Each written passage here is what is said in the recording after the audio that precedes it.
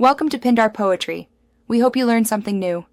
You begin by forcing After Effects to work in the right color domain. Set Project Color Management to Rec.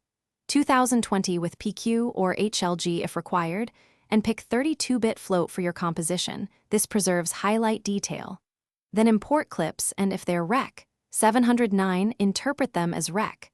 709 to Rec. 2020 correctly. This prevents double gamma shifts.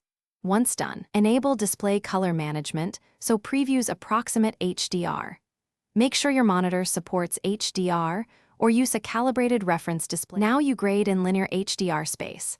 Add an adjustment layer and use lumetri or curves set to linear light so blending behaves predictably.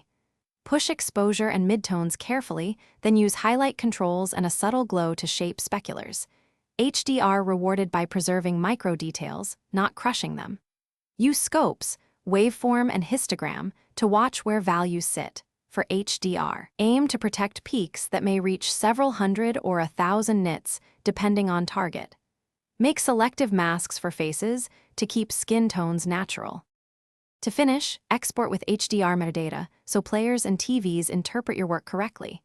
Cue the comp to Adobe Media Encoder, choose HEVC-H. 265, set color primaries to Rec.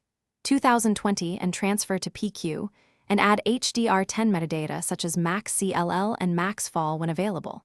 Alternatively, render a ProRes 4444 XQ master for grading houses. Once exported, verify on an HDR reference.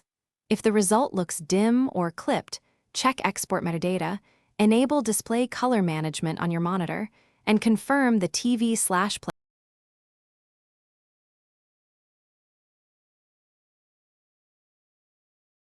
Thanks for watching. Consider subscribing if we helped you.